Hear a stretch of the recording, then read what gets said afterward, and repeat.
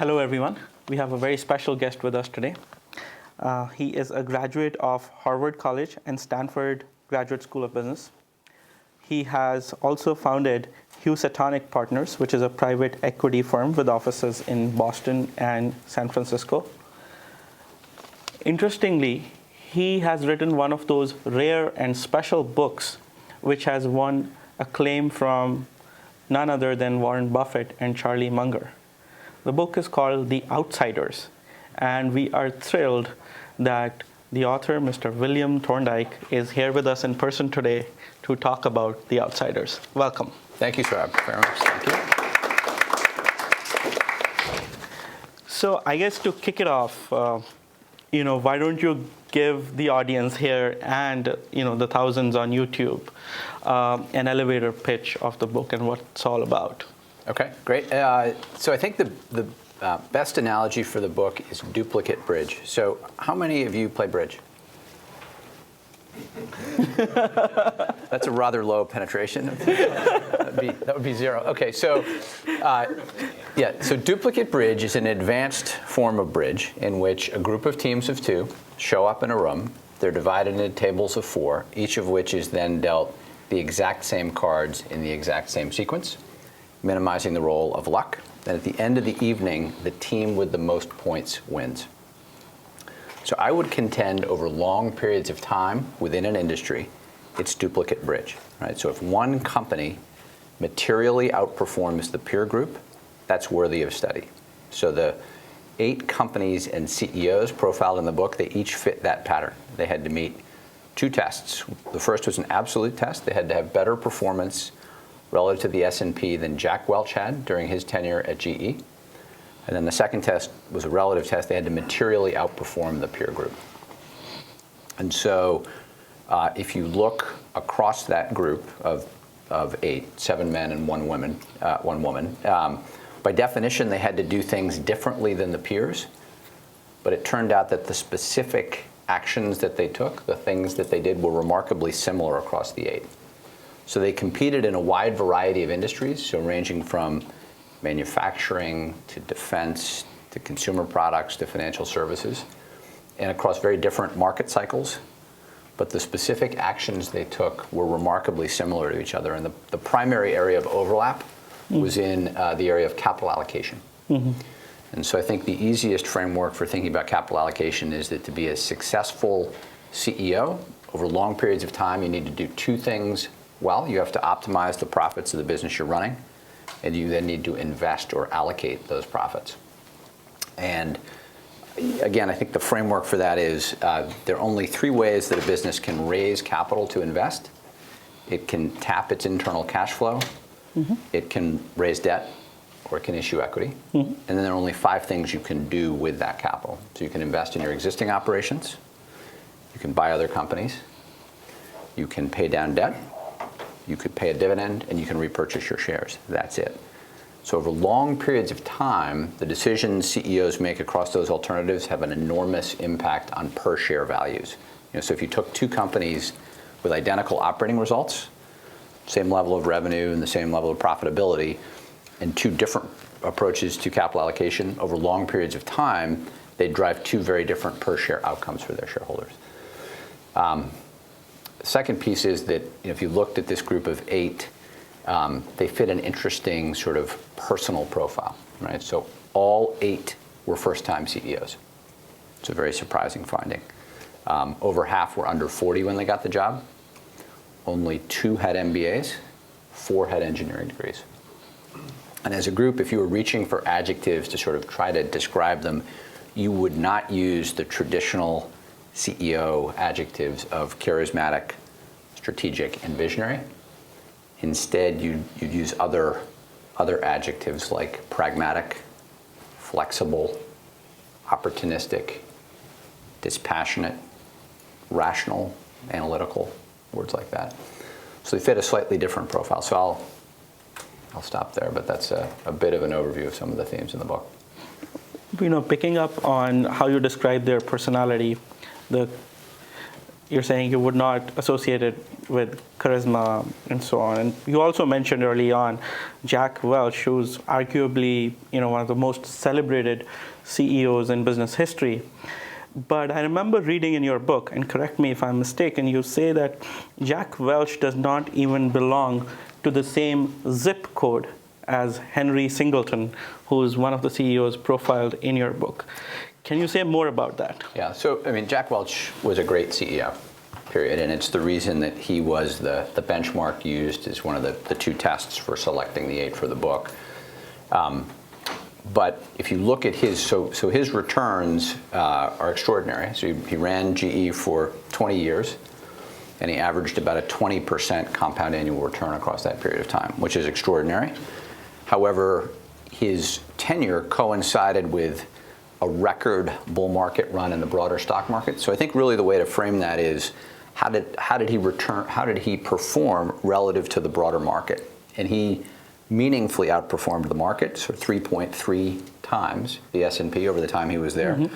But if you look at that metric, relative performance compared to the S&P across a CEO's tenure, I think that's these 8 materially outperformed Welch. And Singleton is an interesting case, and because he's got such an interesting background, we could spend more time on him. But he, by that same metric, he outperformed the S&P by 12-fold over his much longer, nearly 30-year tenure at a company called Teledyne. So, I want to sort of maybe pause on Singleton for a second before we move on, yeah. Because you said that he was not just a pioneer in stock buybacks. He was much more than that, because he sort of built a framework in thinking about them. And later on in your book, you also mentioned this approach of, the straw buyback approach versus sucking hose buyback approach. Yeah.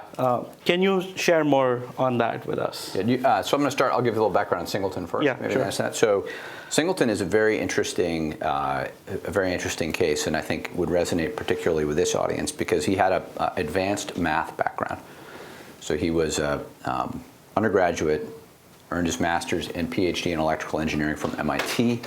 While at MIT for his PhD dissertation, he programmed the first computer at MIT. Right. So when he was 23 years old, he won an award called the Putnam Medal, which is awarded to the top mathematician in the country. Right. So he's a very capable, competent mathematician, engineer. He designed an inertial guidance system that is still in use in commercial and military aircraft. So he had this extraordinary career before he became a CEO. And he ran during the 60s and 70s and into the 80s, he ran a conglomerate called Teledyne. And what's interesting about Singleton, and he had extraordinary returns in doing that, but what's interesting is the range he showed as a capital allocator. So for the first 10 years, he ran Teledyne. Conglomerates were sort of the social media companies of their day. They traded at extremely high PEs. And so Singleton used the inexpensive currency of his high PE stock to buy 130 companies. So he was an active issuer of shares. At the end of that period, really, at the very end of the decade, 1969, a couple of the larger conglomerates missed earnings dramatically and the entire sector got pounded. So PE multiples came down across the group. And Singleton never bought another company. He fired his business development team, the group that was going out finding acquisitions for him. And instead, he focused on optimizing his existing businesses. And then he began a pioneering program of repurchasing his shares. And over the next dozen years, he repurchased 90% of his shares outstanding. Right? So he showed this amazing ability to sort of pivot as the opportunities presented themselves. And the result was this extraordinary return over a 28-year period at the helm. Oh, so that didn't end. So buybacks. So in that second period, sure. The last dozen years, when he bought in 90% of his shares, he had an approach to that is wildly different than the way most public companies repurchase shares today. So there's, the corporate America as a group is a completely ineffective repurchaser of its shares. Right. So last year, 2014, corporate America set the record for most capital allocated to share buybacks and they exceeded the record that was set before in October of 2007, right? So the absolute trough for corporate America, for buyback volume by corporate America was in the first quarter of 2009, right? So corporate America as a group has a perfect record of buying high and effectively selling low, right? So not surprisingly, the returns aren't great. And if you look at the way buybacks are typically implemented in public companies in the U.S., it's not surprising. So the typical way that works is the board will authorize an amount of capital that can be deployed for repurchasing shares, and that will then be implemented in even quarterly increments, usually designed to offset option grants, right? So there's very little net shrink of the share base. And not surprisingly, that approach rarely produces interesting returns. If you look at what Singleton did and what the other CEOs in the book did when they repurchased shares, it was a very, very different approach where they went long periods of time without doing anything, and then they would repurchase large chunks of stock when they felt it was inexpensive. Singleton did that through tender offers, which is unusual, but that was his method. But most of the others in the book used open market purchases. But in any case, a very different approach. So Similarly, if one looks at Berkshire Hathaway over the years, a lot of acquisitions have happened when the price to book ratio was 2 or above, and a lot of and the buybacks, the few buybacks that have happened at lower valuations. So the question is, these outsider CEOs, they're all sort of following a similar framework of doing buybacks or issuing stock when it is increasing the intrinsic value for their shareholders. But if it doesn't sound like a very difficult thing to understand. It sounds like a very simple thing, and yet it's simple but hard, since you said most of the corporate America is not doing that. I want to get to know your thoughts on why that does not happen more often. Yeah. So it's this distinction Buffett has between something that's simple to understand versus easy to actually implement or do. So I think you guys are all old enough to remember the late 08, early 09 period after Lehman Brothers failed, right? So you remember that period? So that was a legitimately scary period. And the stock market, fell dramatically, but there were active scenarios for the financial system going into sort of a freeze, right? Falling off of a cliff was the analogy that was used.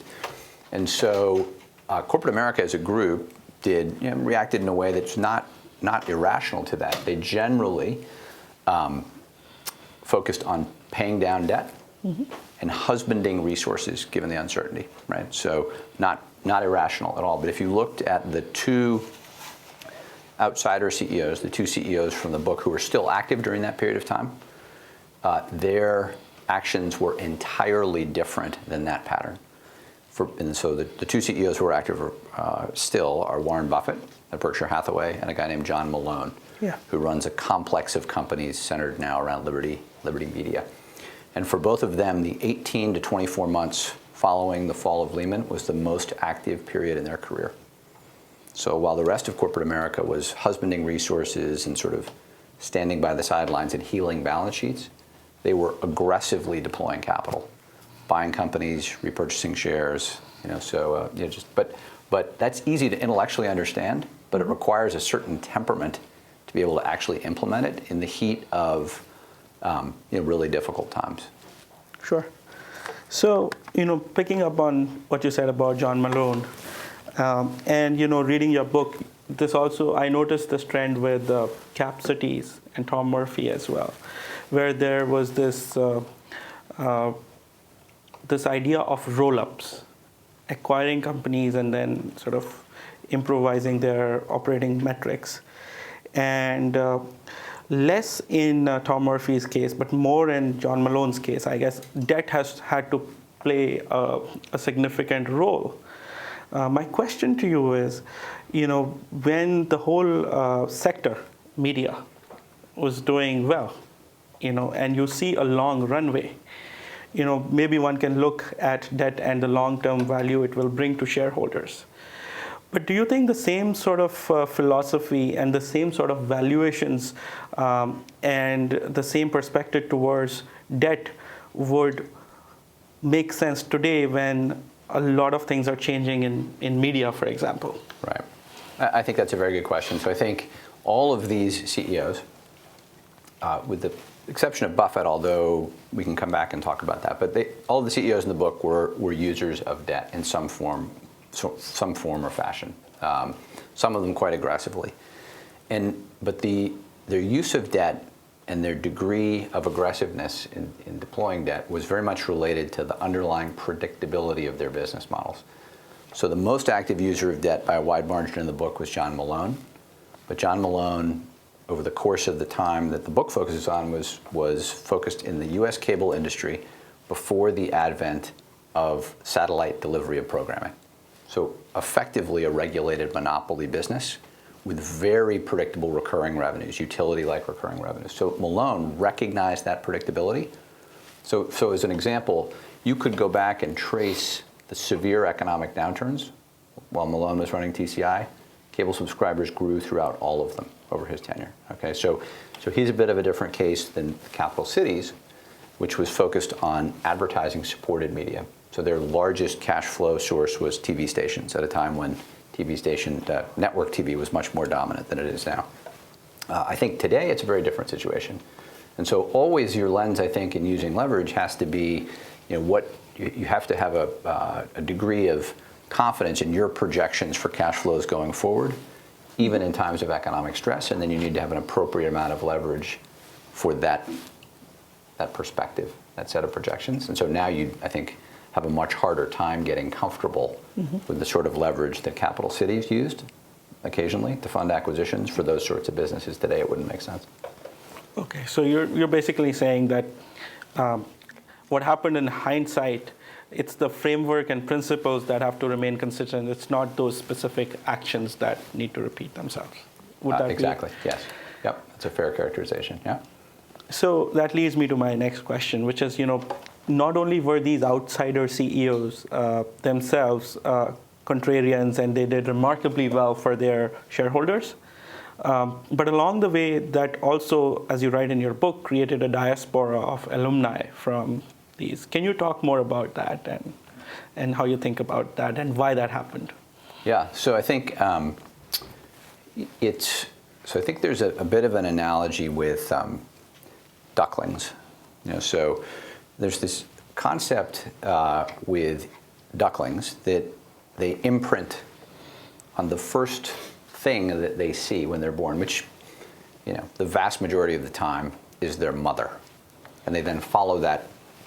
But every now and then you'll read stories of a duckling is born and a young girl happens to walk between the duckling and the mother, and the duckling will imprint on the mother and follow it around. So I think in business there's a similar phenomenon where people are unduly influenced by early mentors, or I should say disproportionately influenced by early mentors. And so these companies had very strong cultures, and people who grew up in those cultures were sort of indoctrinated into these frameworks, these ways of thinking about capital allocation. And those who subsequently left to run other businesses brought those frameworks with them. And as an investor, it was a very productive thing to follow the alumni. So what are some names that? There's a company called General Cinema, one of the 8 Boston, the only Boston-based company. I'm from Boston, so the only one from my local area. The former CFO went to run an electric utility in the Northeast, a totally different business, and had extraordinary returns doing that, but in a very different setting. There are numerous alumni who came out of Capital Cities and went to run other businesses. Bob Iger. And the best known of which right now is the current CEO of Disney, Bob Iger, is a Capital Cities alum, and actually still very close to Tom Murphy.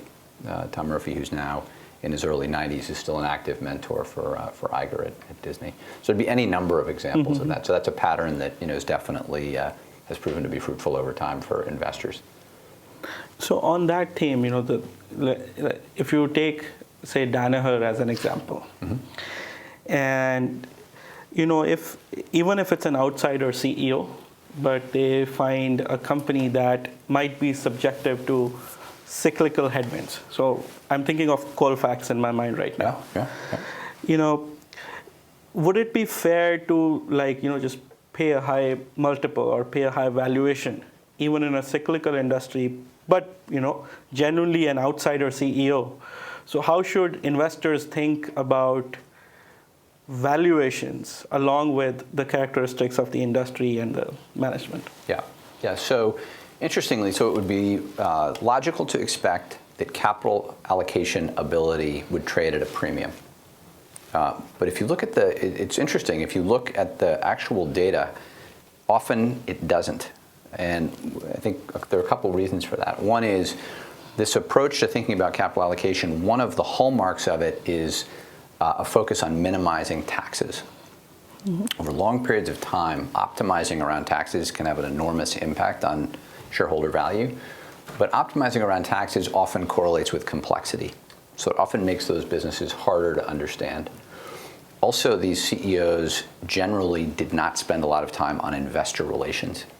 They didn't view that as a good use of their time. So the combination of complex structures, use of leverage, and not a lot of time explaining results to Wall Street occasionally produces inefficiency, even in the best capital allocators. Saurabh and I were talking before, but this would be true as recently as 2012 in Berkshire Hathaway stock, and there'd be other examples.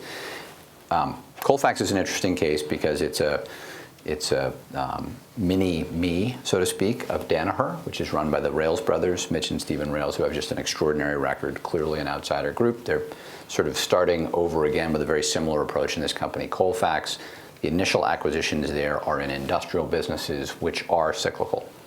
And they have faced, Colfax in particular, has faced sort of a perfect storm of issues in some of their end markets, and the stock has reacted accordingly. And so I think it's an interesting time to be looking at a business like Colfax, run by a proven outsider team like that, mm-hmm. after the stock has been hit hard for what may or may not be one-time reasons. I don't have a point of view, mm-hmm. but I would be studying it if I was focused full-time in the public markets. I think it's an interesting, potential situation. Thanks. And Will, I remember your book, in one of the first few chapters, profiled a CEO who very soon after joining shrunk the company by about half. They lost rights to their company jet, and they sold one of the biggest divisions of the company. And yet you profile this person as one of the most successful CEOs ever. Can you share with us your thinking around that a little bit more for the benefit of the audience? Yeah. So that CEO is a guy named Bill Anders. He's interesting because he has an unusual background. So he was trained as an engineer also. He was then a test pilot in the Navy and an astronaut. And he flew an Apollo mission. And in fact, there's a very famous picture that I'm sure you've all seen of the Earth from space. So sort of this iconic image from the 1960s. And Anders actually took that picture out the window of the Apollo capsule, right? So he had this interesting career. He didn't enter the private sector until his mid-40s. Then he went to work at GE, went through the GE training program, was a contemporary of Welch's, and then he was eventually hired to run a defense-oriented conglomerate called General Dynamics. And he was hired to run General Dynamics in the 12 months following the fall of the Berlin Wall, right? So fall of the Berlin Wall in the early 1990s threw the entire defense industry into chaos, right? The traditional model of building large weapon systems to deter a Soviet threat, all of a sudden out the window. So very unclear what those businesses are going to look like. And Anders came in and did a fair amount of analytical work, working with Bain and Company actually, and determined that defense businesses were either, to survive and thrive in this new environment, were going to have to either be market leaders or either build on market-leading positions or sell businesses that did not have market-leading positions. So he began to aggressively divest those businesses that had weaker positions. So he ended up selling off a large chunk of the company. He then went out to try to build around the company's core franchises, one of which was its fighter plane business. So General Dynamics made the F-15, which is a long time. And he went to the number 2 player in that market, Lockheed, to see if he could buy Lockheed's business. And he went to sit down with the Lockheed CEO. And the Lockheed CEO says, "We're not for sale, but we'd love to buy your business. And we'll pay you," and he named an extraordinary price. And Anders, without blinking an eye, moved forward to sell their largest business, right? Because he just saw that there was no, he had done all the math, all the work. He knew exactly what the cash generated by that business would look like. And when he was paid enough of a premium, he was willing to sell it. And so he ended up selling that business. So the company at the end of this series of divestitures was less than half its size. And meanwhile, he'd been optimizing the businesses, and so he generated enormous cash from improved operations and from these asset sales. And he then did two interesting things. He had a very savvy tax advisor who helped him design a series of special dividends that were characterized as return of capital. So they were shielded from any capital gains tax. So he was able to distribute a lot of proceeds directly out to his shareholders in a tax-advantaged fashion. And he used the balance of the excess cash to repurchase 30% of the shares. Right, so the net of all that was just extraordinary value creation for the shareholders, but in a situation where the company itself, by any metric, revenues, cash flow, employees, shrunk very dramatically. So it's an interesting case, yeah. So, I wanted to say more about that from an institutional imperative point of view. That, CEOs generally want their company revenues to grow. They want their own influence to grow. They want to have a good sort of corporate office and so on. And here is someone sort of, doing that in the opposite direction, almost at the surface level. And this is a theme that I find comes up again and again in your book. Tom Murphy left a prestigious job to go and start a radio station. He had no experience there. Warren Buffett himself, he left Wharton to study in the University of Nebraska. And, one could argue that a lot of what Singleton did also seemed counterintuitive.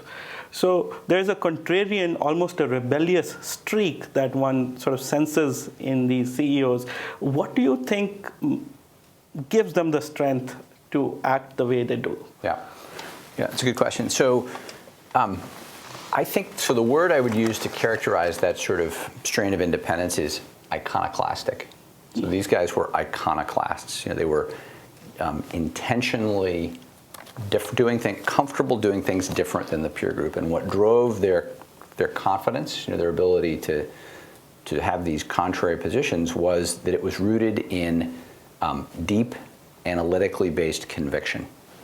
So as a group, the group was very quantitatively oriented. As I said, 4 engineers, 2 MBAs. They did their own analytical work around major corporate decisions, including acquisitions and buybacks. They did not rely on an internal finance team or external advisors, bankers and consultants. And they were solving for the problem of value per share. They were very, very focused on optimizing value per share. And so occasionally that mindset would give them conviction around some sort of an action. It could be stock repurchase, a large acquisition, or a large divestiture. And when they had that, they were prepared to move forward because they themselves had the conviction coming out of their own thinking, their own work.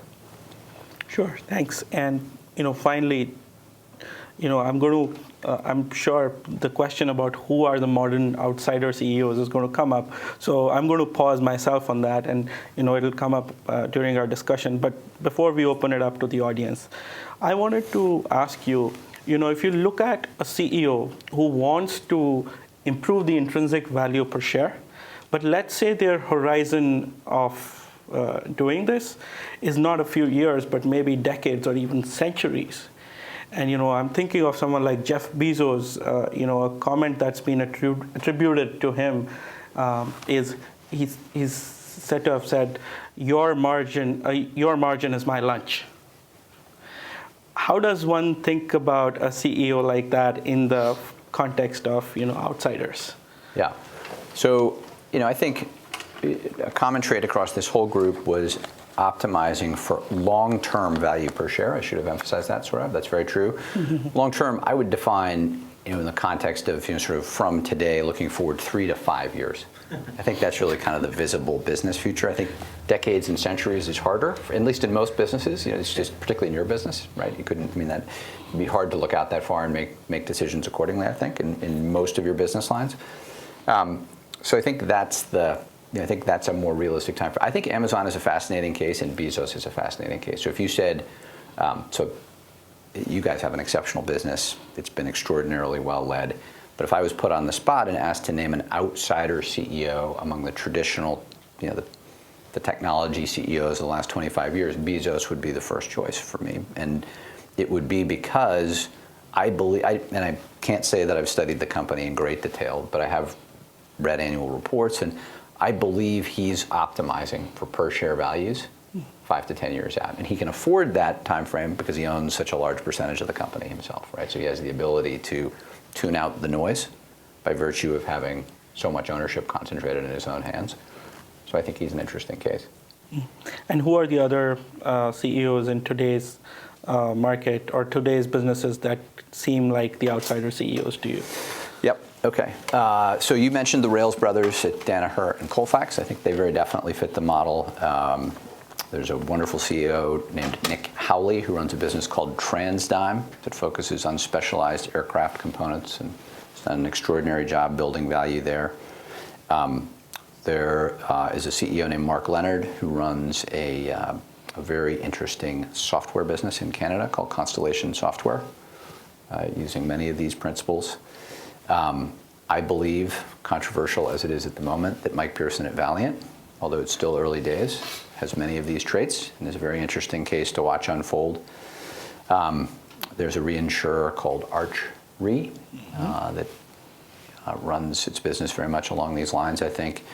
There are a series of sort of mini Berkshire insurance companies, Markel Insurance, Fairfax, White Mountains, Allegheny. They are built along similar lines. There's a home builder, of all things, called NVR. So I could go on, but there are examples, current contemporary examples that I think embody these traits very well across a variety of industries. Sure. So maybe along the lines of that, for the individual investor on average, if they are willing to put in the time to study, additional time than it would take to just invest in an index fund, let's say, what would be your advice in how to approach investing in general? And from a spin on the outsider's perspective, how could they go on identifying these in foresight rather than hindsight?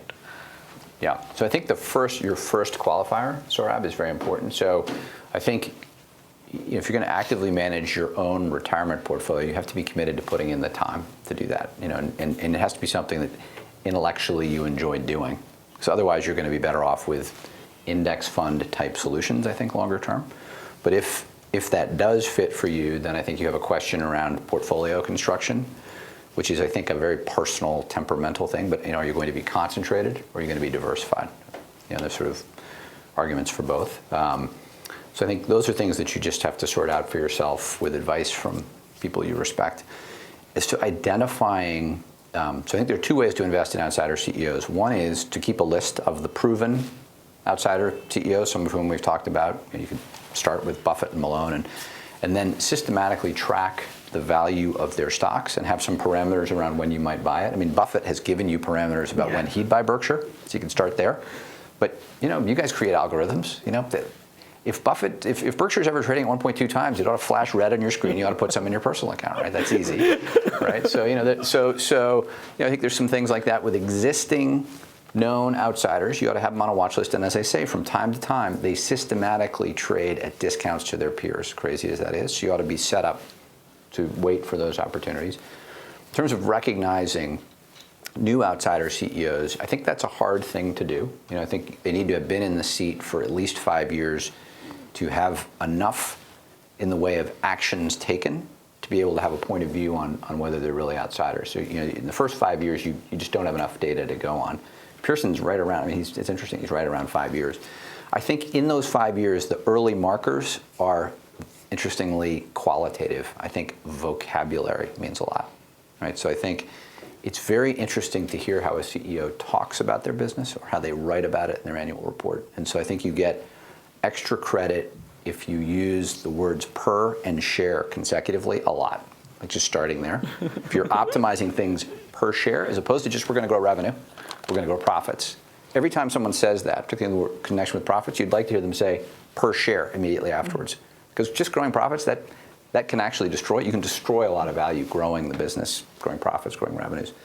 And I think a focus on the use of the word cash gets extra credit. So people who are optimizing around free cash flow instead of accounting, net income, I think is, and if people talk about their unit economics and they use words like internal rate of return when they're justifying investment decisions, extra credit, I think. So I think there's some things that you can pick up about. I'll give you an example. So we invest in the cell tower business, which is an excellent business.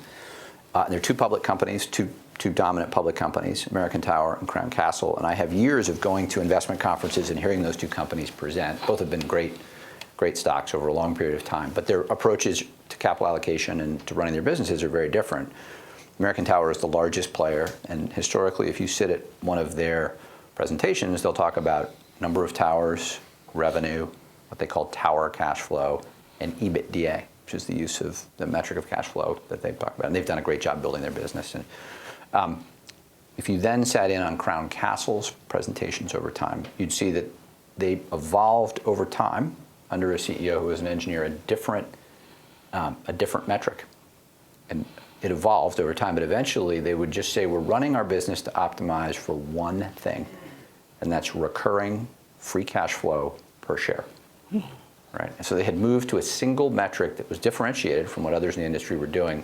And if you really understood the business, you'd see the power of that. I mean, just every piece of that would give you an indication of how they would behave if their stock was trading at a high multiple, a low multiple, how they'd think about new builds, how they'd think about acquisitions. So anyway, I think you can learn a lot from metrics and vocabulary. And do you think one also has stuff to learn from how they structure their capital allocation structure, for example, becoming a REIT, REIT, for example, versus not? I think so. I think potentially, yes. Again, I think it comes down to how they talk about that. I mean, I think the REIT structure can make a lot of sense, but you'd love to hear them justifying that in quantitative per share terms. What exactly are the benefits of that for shareholders longer term?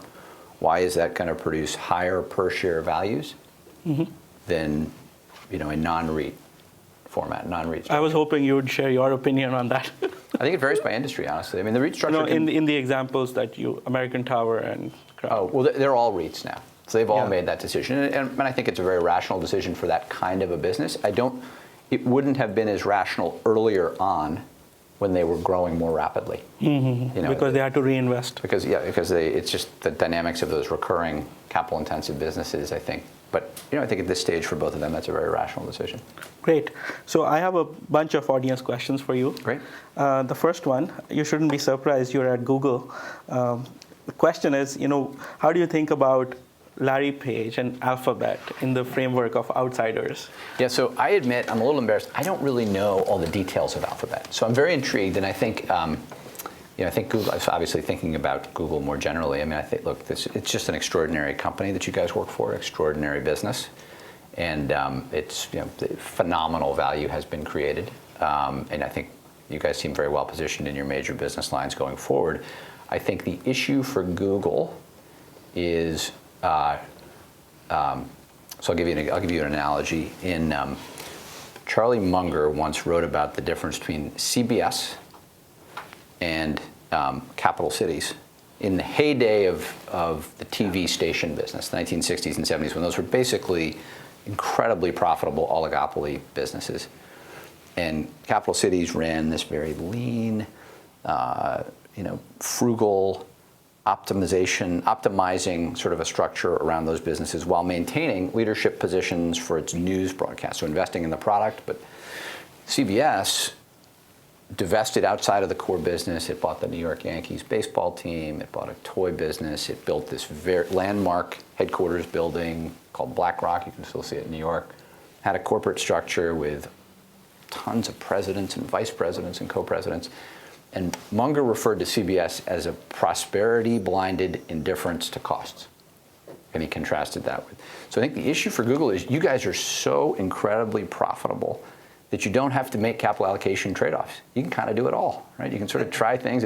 And so I think the issue is, as the business inevitably matures, all businesses mature, even yours, that may be a decade down the road, will you be able to think analytically about optimizing across a scarcer opportunity set. Because the problem with technology companies historically is that they don't stop investing in R&D, even after the returns from those investments are very poor, because the founders just have that in their DNA. And so I think the test will be for Larry, as you know, those investments are still very productive for you guys. The YouTube acquisition was an excellent acquisition. I mean, so I think it's early to tell, and the conundrum is that there will be challenges posed by your very success today as to whether, I think we'll learn a lot about Larry in the next decade as a capital allocator. He's done an extraordinary job getting the business to this point in time, and it'll be interesting to see. Sure. So the next question wants you to discuss the lack of a control group, or flipping it around, discussing the survivorship bias displayed in The Outsiders. Yeah. So the lack of a control group. Yeah. So this is a question that's come up from time to time, and so the question is, are there examples of CEOs who've pursued these strategies and not been successful? Is there a survivorship bias? They sort of got knocked out early. And the reality is we weren't able to find any in our work. We weren't able to find any. But listen, I think it's a valid question. What's striking is that, one of the investors who I've gotten to know over the course of working on, after the book came out, working on this project, has a high-level stats degree. And I raised this question with him, and he said that for him it was just the strength of the correlation was such that he was very comfortable with the value of the findings of the data. But I think it's a valid question. Fair enough. And is there any opportunity for activist investors to motivate non-outsider CEOs to behave in an outsider-like behavior?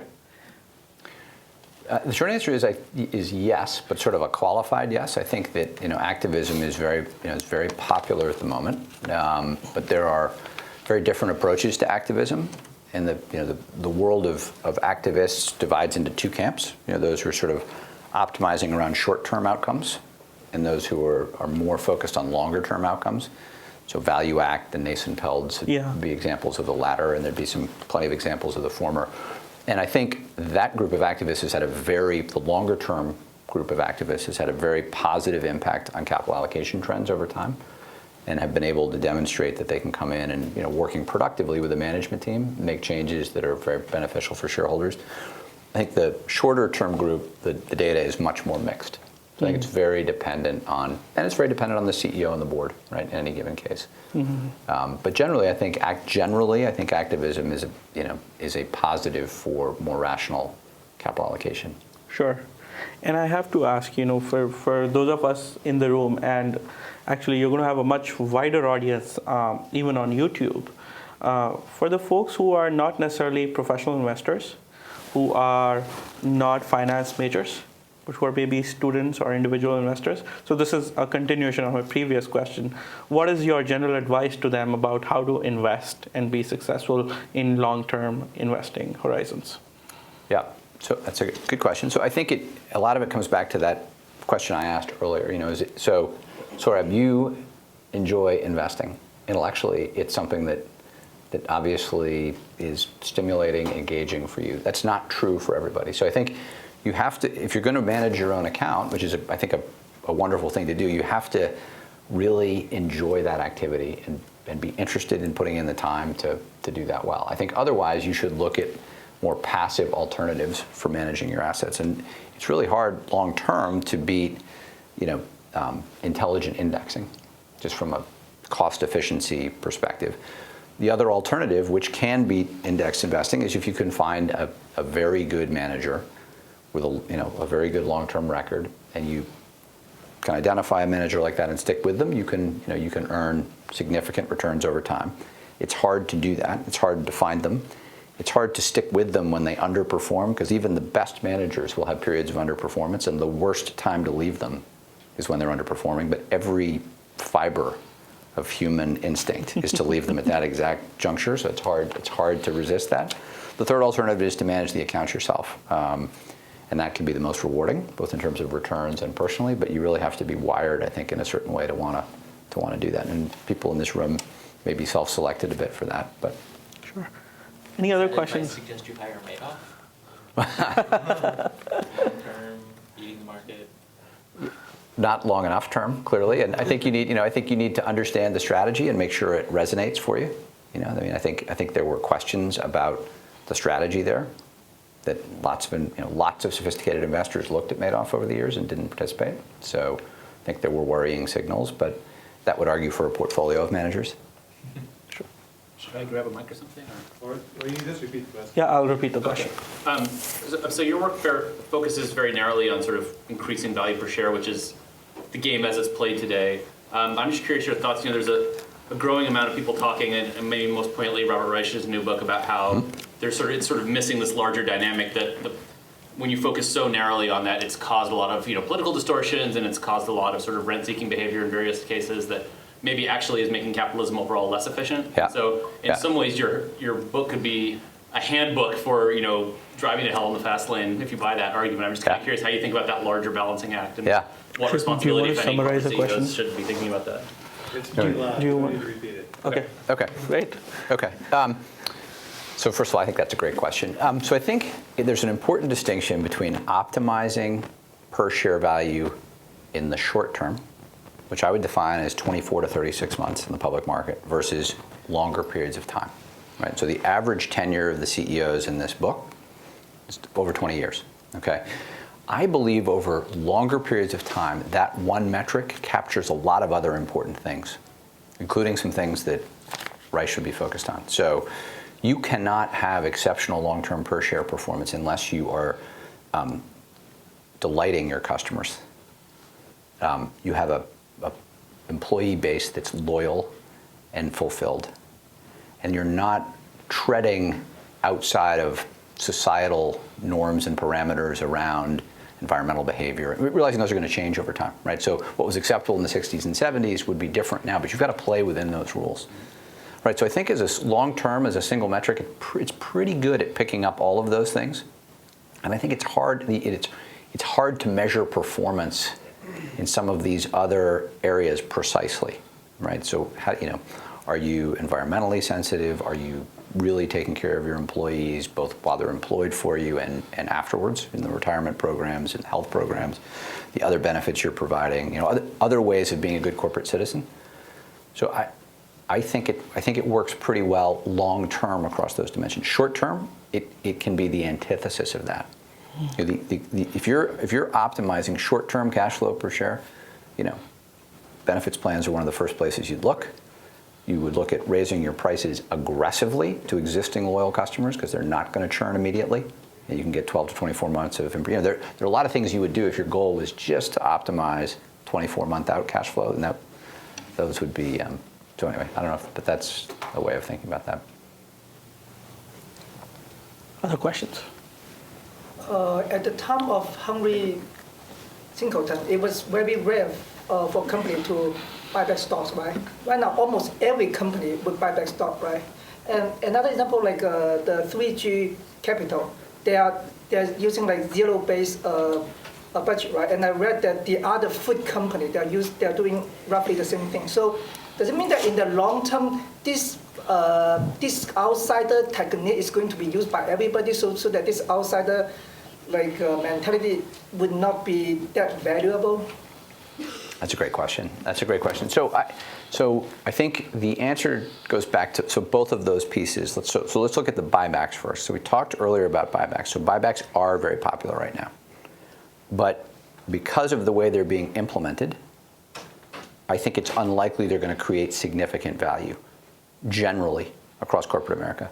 I think those who are more targeted and bolder in their approach to buybacks are going to continue to be able to create value that way. So I think a lot of it has to do with your approach to that. So that's in the case of buybacks. 3G is just fascinating. It's just fascinating to see what they're doing across these industries. And I don't know. I mean, I'm curious to see what that's going to look like 5 years from now. But they have proven across a range of businesses now the ability to grow cash flow, increase margins through zero-based budgeting, through reducing costs, without material declines in revenues. in many cases, they haven't shown the ability to grow revenues, but they were in businesses that were pretty mature anyway. So I think it's early days still in seeing how that's going to play out over time. But the early data is very interesting, and I think it's an interesting question. I think it's an ethical question. Because a company may have been very prosperous over a long period of time, like CBS in the example I talked about before, and it's created a corporate structure that just grew organically over time like kudzu, but isn't necessarily rational relative to the business itself. It sort of grew because of institutional momentums. Is it ethical to streamline those businesses so that they run more efficiently if it doesn't change the customer experience? I don't know. I think that's a really interesting ethical question. I think you could certainly make an argument that you're not necessarily doing a favor for those in bloated hierarchies to protect their jobs ad infinitum. I'm not sure that's better for society. I'm not sure I'm not sure that what 3G is doing isn't the right long-term, even though it causes dislocation. It's very unfortunate for those who lose their jobs. It's unclear to me that that's not good for society longer term. I don't know. I think it's an interesting question. So the question has gone to more specifics. Let me just repeat it. The question is, how do you characterize Facebook and Oracle in the framework? Yeah, so I just don't really have enough knowledge of either company, honestly, to answer that question intelligently. I mean, I know that Oracle has been acquisitive over a long period of time. And I believe, although I haven't studied the data, that that's been a very accretive activity for shareholders. So that would argue that they've been effective in acquisitions, which is a major potential sort of conduit for capital allocation. Facebook, I mean, it's extraordinary what's going on in that business, and their primary capital allocation channel has been internal growth, right? They've been funding internal growth. That's a very prudent thing to do. That's been true for Google. Impossible to argue that hasn't been a great high IRR activity but at some point, the growth levels out, and the question then becomes, what do you do with the excess cash? And I think it's early to tell. The WhatsApp acquisition, you guys would be better able to evaluate that to me. I mean, that seems completely insane to me on normal financial metrics, but I don't think normal financial metrics necessarily apply. But we'll be able to calculate the IRR on that 3 years from now. It'll be very interesting to see. When you guys did the YouTube acquisition, by the way, it was also impossible to justify. That's been a phenomenal acquisition, right? So I think the world that you guys play in is a little bit different. The metrics need to be different. That was also long term. It lost money for a long time. It did. But ultimately, I give a lot of credit to Eric Schmidt and Larry, whoever was involved in that. I mean, I think they were thinking about that very analytically, had a longer term, they had a point of view on that. They had conviction, and they acted on it, and it created a lot of value. So different than what I'm really able to evaluate, though. So with that, thank you so much for being here and for taking our questions. Pleasure to have you. Thank you, Saurabh. Nice to be here.